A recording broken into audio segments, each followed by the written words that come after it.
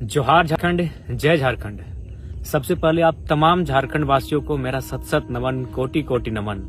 आपने इस युवा को इतना हिम्मत देने का काम किया, इतना प्यार, इतना समर्थन और इतना समर्पण आपको मिला कि आज पूरे राज्य में कहीं अगर कोई चर्चा का विषय है तो आपका लाडला बेटा, आपका छोटा भाई, आपका टाइगर जयराम महतो पूरे राज्य में चर्चा का विषय है। ये आपका प्यार है, ये आपका आशीर्वाद है। तो चलिए विषय को लंबा ना ले जाते हुए सीधा बात करते हैं। बहुत सारे सवाल आपके जहन में होंगे, बहुत सारे सवाल हमारे आलोचकों के जहन में होंगे, बहुत सारे सवाल गांव के चौपाल से उठ रहे होंगे। उन सवालों का मैं खुद से सवाल भी पूछूंगा और उन सवालों का उत्तर भी देने का काम करूंगा, क्योंकि मेरे पास मीडिया आज नहीं है।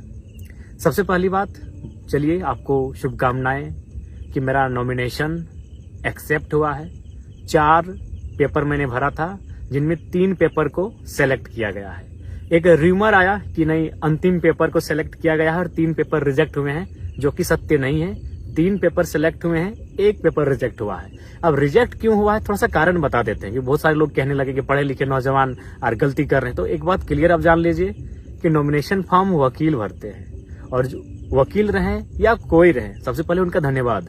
कुछ त्रुटियां हो जाती हैं, मानवीय भूल हो जाती हैं। तो समस्या ये थी जिस फॉर्म को रिजेक्ट किया गया कि उसमें हस्ताक्षर यानी नाम, वोटर आईडी का पार्ट नंबर, सीरियल नंबर किन्हीं और का था और हस्ताक्षर किन्हीं और का बाय मिस्टेक इसलिए हुआ था क्योंकि हमने लगभग 2-3 दिनों में 5 बार हम लोगों ने पेपर में केस के सिलसिले में रिजेक्ट किया था, काटकूट किया था, क्योंकि नया नया केस हमें मिलता जा रहा था और नया नया फॉर्म बनता जा रहा था और बार बार फिर प्रस्तावकों का साइन लेना पड़ता था।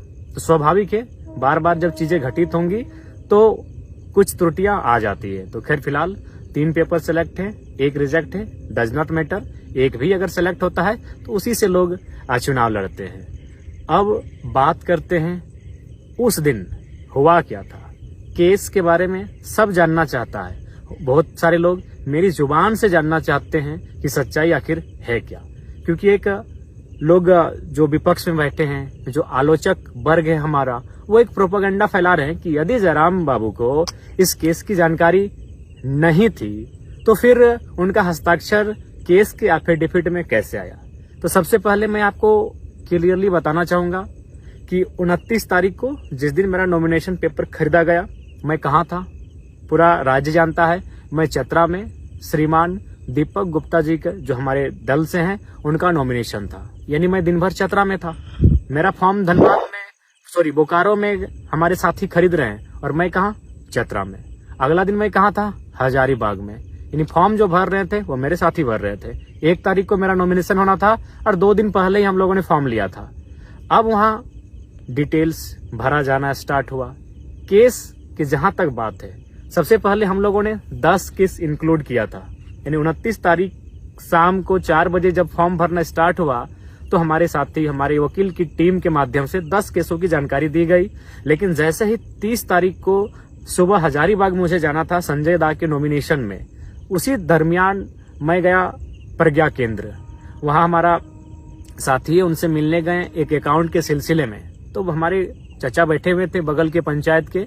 उन्होंने कहा, टाइगर याद है 2015 का केस, उसका क्या स्टेटस है? हम बोले चाचा ये तो केस हम भूल चुके थे। अच्छा कि आप याद दिला दिए, तो क्या स्टेटस है इस केस का, आप ही बताइए। बोला नहीं, उसका नोटिस हमको आया है 107 बन के कि हमको एक दिन उपस्थिति देना है कोर्ट में। तो बोले आपसे रिक्वेस्ट है इस केस के बारे में डिटेल दीजिए। फिर उन्होंने 2015 का केस, जो सड़क जाम का केस था, और उस केस में कोई एक्टिविटी नहीं है, 10 साल पुराना केस हो चुका है लेकिन अभी तक कोई एक्टिविटी नहीं। तो फिर उस केस का डिटेल दिया गया। यानी फिर उस डिटेल को हम व्हाट्सएप के माध्यम से अपनी टीम को भेजे जो मेरा फॉर्म भर रहे थे कि ये केस को इंक्लूड कीजिए, एक नया केस फिर मिला है। यानी वो केस इंक्लूड किया गया। अब केस नंबर 11 हो चुका है। कब हुआ है? संजय दा के नॉमिनेशन में हम जा रहे हैं, यानी दिन के 11 बजे मेरा केस नंबर हो रहा है 11। नॉमिनेशन होता है संजय दा का। हम बिशुनगढ़ आते हैं। संजय दा को कोई भी चाहे तो संजय दा से फोन में बात कर सकते हैं। बिशुनगढ़ जैसे ही हम क्रॉस करते हैं, संजय दा का फोन आता है कि जयराम भाई, नगड़ी थाना की पुलिस आपको डिटेन करने के लिए आई है, आप नॉमिनेशन करेंगे और वे लोग डिटेन कर लेंगे, या फिर आपको नॉमिनेशन करने से पहले डिटेन करेंगे। तो हमने कहा, संजय दा, नगड़ी में मेरा कोई केस ही नहीं है। हम तो आश्चर्यचकित हो गए कि नगड़ी में मेरा कोई केस ही नहीं है। हाँ, मेरा एक केस है 23 मार्च 2023 को विधानसभा घेराव के दौरान है और वो जगन्नाथपुर थाना में है। यानी मेरा नगरी में कोई केस नहीं है, मैंने संजय देव कहा। उन्होंने कहा नहीं आप क्लियर कीजिए, क्योंकि मेरे एक साथी वहां रहते हैं, उन्होंने परफेक्ट सूचना दिया है। यानी नॉमिनेशन मेरा था 1 मई को और रात 8 से 9 बजे 30 अप्रैल को पुलिस के एक पदाधिकारी के माध्यम से उस केस की जानकारी मिली। फिर हम लोगों ने आनन फानन में ये जानने का प्रयास किया कि उस केस में धारा क्या है। तो फिर हमने अपने साथियों के माध्यम से जाना कि उसमें कितनी धाराएं हैं, तारीख क्या है, उस केस का संख्या क्या है। यानी रात को 10-11 बजे उस केस का सारा डिटेल्स मिलता है। नॉमिनेशन सुबह है और केस का डिटेल्स मिला रात के 10-11 बजे। और हम लोग पहली बार, मुझे याद है 29 साल के कैरियर में, कि हम 1.5 घंटा फर्स्ट टाइम किसी रात को सोए हैं। 3 बजे सोए हैं, 4:30 बजे उठ गए हैं। यानी इतना रात भर हम लोग टेंशन में थे। यानी सुबह उठ के जो हम लोग का डॉक्यूमेंट तैयार हो चुका था, फिर उसको रिजेक्ट करते हैं, क्रॉस करते हैं। क्यों? क्योंकि फिर एक नए केस को ऐड करना था। यानी फ्रेश फिर बनता है। सुबह हम लोग नॉमिनेशन की तैयारी कर रहे हैं, सुबह हम लोग का काफिला सज रहा है, सुबह हमारी गाड़ियां सज रही हैं और हम लोग तैयारी कर रहे हैं नए पेपर भरे जाने की। अकबकी का इंतहा देखिए। फिर नए केस को ऐड किया जाता है और हम लोग नॉमिनेशन के लिए पहुंचते हैं। चूंकि यह केस 2 साल पुराना था। यह केस कब का है ये भी आपको बता दें। यह केस है आपका 21 मार्च 2022। यानी पहली बार जब ये आंदोलन अपने पीक टाइम में था और हम लोग फर्स्ट टाइम विधानसभा घेराव का कार्य किए थे, उस समय का है। और उस समय सभी जानते हैं कि हमारी एक्टिविटी बिल्कुल नियमता हुई थी। वहां उस समय जो डीएसपी मौजूद थे, उन्होंने बहुत सारे न्यूज चैनल में, बकायदा मुझे सनी दा का नाम याद है, उन्होंने पूछा भी था कि जयराम महतो पर कोई एफआईआर होगा। उन्होंने कहा नहीं, जहां तक 144 लागू है उस सीमा के बाहर ये लोग धरने पर बैठे हैं, कोई एफआईआर नहीं होगा। तो हम लोग भी आश्वस्त हो चुके थे। और सबसे खास बात, यदि डिटेन ही करना था, यदि वारंट ही निकालना था, तो 2 साल के दरमियान मैंने नहीं करने से भी 2-2.5 हजार सभा किया है। उस दरमियान अरेस्ट करते, चतरा नॉमिनेशन के समय अरेस्ट करते, हजारीबाग नॉमिनेशन के समय अरेस्ट करते। लेकिन खैर, साजिशें बहुत गहरी हैं। साजिशों का जो जड़ है वो बहुत दूर तक फैला है। लेकिन उम्मीद है कि हम लोग भी बीज हैं, दबेंगे नहीं, पुनः उग जाएंगे। तो ये केस का डिटेल है। मैं मानता हूं केस की जानकारी मुझे बिल्कुल 30 तारीख को कंफर्म हुई है। और 30 तारीख को जैसे ही कंफर्म हुई, अगले दिन नॉमिनेशन के दिन हम लोग अपना फॉर्म को चेंज किए, उस पेज को, और नया पेज प्रिंट आउट करके निकाले, उसमें केस के डिटेल्स को भरे और फिर मैंने अपना हस्ताक्षर किया। ये रियलिटी है, ये फैक्ट है। आप संजय दा से पूछ सकते हैं कि संजय दा ने जब मुझे जानकारी दी तो मेरे चेहरे में किस प्रकार से एक आश्चर्यचकित का क्वेश्चन मार्क था कि संजय दा ऐसा कैसे होगा, नहीं मेरा नाम ही नहीं हो सकता है, इतना हम कॉन्फिडेंट थे। तो ये केस का मैटर। अब एक सवाल ये आ रहा है, भाग गए, फरार हो गए। मैं आपसे पूछना चाहूंगा कि भागने का अर्थ, भागने की को कैसे आप परिभाषित करेंगे। मान के चलिए हम किसी नदी के बीचों बीच हैं और नदी के जो पानी है, उस पानी को जिम्मेवारी मिली है कि जयराम महतो को घेर कर रखना है। तो जाहिर सी बात है, या तो मुझे नीचे सुरंग बना के निकलना होगा या तो उड़ के निकलना होगा, क्योंकि पानी की जिम्मेवारी है। या फिर अगर मुझे साइड से निकलना है, जिस तरह निकलेंगे, तो पानी को खुद रास्ता देना होगा। बिल्कुल यही बोकारो में जहां मेरी सभा हो रही थी, बिल्कुल चारों तरफ गोलाकार पुलिस खड़ी थी, हाथ से हाथ मिलाकर पुलिस खड़ी थी। आप वीडियो देख लीजिएगा। तो फिर हम कैसे निकले? जैसी बात, उन्होंने रास्ता दिया है। जी हाँ, उन्होंने ही रास्ता दिया है। मैं स्वयं उस वीडियो को वायरल करूंगा। पुलिस बैक पर आई है और स्कॉर्पियो के बोनट पर बैठकर कोई फरार होता है भाई।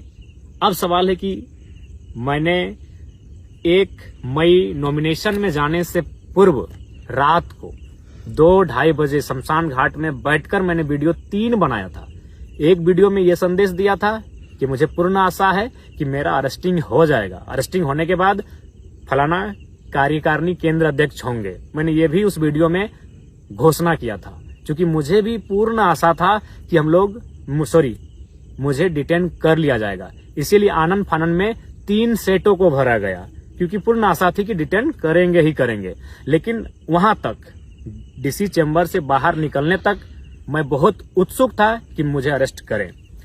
उसके बाद सभा तक, संबोधन के बाद तक मेरी इच्छा थी, मेरी दिल्ली इच्छा थी कि प्रशासन मुझे अरेस्ट करे। लेकिन परिस्थितियां वहां बिल्कुल विपरीत थी।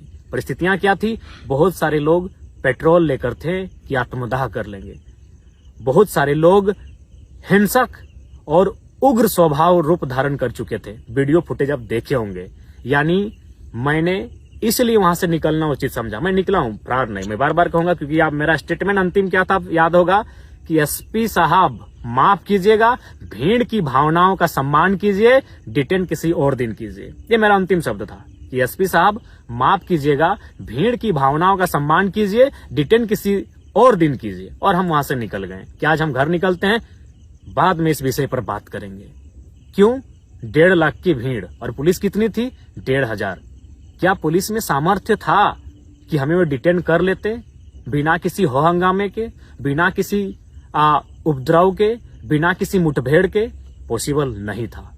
1.5 लाख की भीड़, 1,500 पुलिस, अनहोनी अप्रिय घटना घट जाती। संभवतः अगर हमें डिटेन किया जाता, अभी कौन पब्लिक, भाड़े की पब्लिक नहीं थी, प्रेम से आई हुई, समर्पित भाव से आई हुई, इस नौजवान को चाहने वाली पब्लिक, 45 डिग्री के तापमान में अपने खर्चे से आने वाली पब्लिक अपने चहते बेटे को अपने सामने अरेस्ट होते हुए बिल्कुल भी नहीं देख पाती। पता नहीं बोकारो का विधि व्यवस्था उस दिन क्या होता, पता नहीं बोकारो की परिस्थिति उस दिन क्या होती। कहीं कुछ अप्रिय हिंसक घटना ना घट जाए, इसलिए मैंने बिल्कुल स्कॉर्पियो के बोर्नेट से कहा कि एसपी साहब माफ कीजिएगा, भीड़ की भावनाओं का सम्मान कीजिए, डिटेन किसी और दिन कीजिए। आप चाहे तो उस सभा में मौजूद तमाम मीडिया रिपोर्टर से पूछे, तमाम पुलिस के पदाधिकारियों से पूछे या जनमानस से पूछे। मेरा यही अंतिम स्टेटमेंट था। क्योंकि आसान नहीं था भीड़ को नियंत्रण कर पाना, आसान नहीं था मुझे वहां से डिटेन करके ले जाना। क्योंकि आप भी जानते हैं, आप हमें पसंद करें या ना करें, मैं ये अपने आलोचकों के लिए और विपक्ष के लिए कहना चाहूंगा, लेकिन ये आपको मानना होगा, आज लोगों के आशीर्वाद ने मुझे झारखंड का जन नेता बनाया है। आज 45 डिग्री के टेम्परेचर में लोग बिना अपना खर्च से गए थे, और आप एनडीए और यूपीए के प्रत्याशी कितने लोग अपनी मर्जी से गए थे और कितने लोग साधन जुटाने के बाद गए थे नामांकन रैली में, ये बताने की आवश्यकता नहीं है। गांव में चर्चा है कि टेम्पो में कई रुपया दिया गया था और बोलेरो वालों को कई रुपया दिया गया था और दिन भर रहने का कई रुपया दिया गया था। ये किसी से छुपा नहीं है। मैं कह रहा हूँ 10%, 15-20% गए होंगे उनके भी रैली में, जो उनके नजदीक के लोग हैं, जो उनके समर्थक हैं, लेकिन मैक्सिमम लोग भाड़े से लेकर गए थे, ये आपको मालूम है। तो ये बिल्कुल परिस्थितियां सामान्य नहीं थी कि हम वहां से डिटेन कर लिए जाते।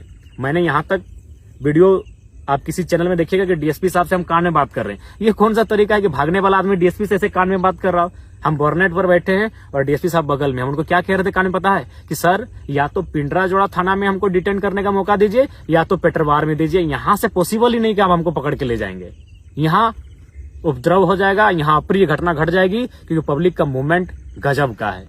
भावनाओं में भी है, आंखों में आंसू भी है और आंखों में अंगारे भी हैं। और मुझे लगता है बोकारो आज जल जाएगा। इसीलिए विधि व्यवस्था को मेंटेन कीजिए, डिटेन किसी और दिन कीजिए। और बिल्कुल स्कॉर्पियो के बोर्नेट से मैं निकला हूं। उसके बाद फिर मैं नीचे बैठा और निकलते रहा। और बिल्कुल पुलिस चारों तरफ थी भैया। भागना मतलब कि उड़ के जाते तो भागा मानते, नीचे सुरंग बना के जाते तो भागा मानते।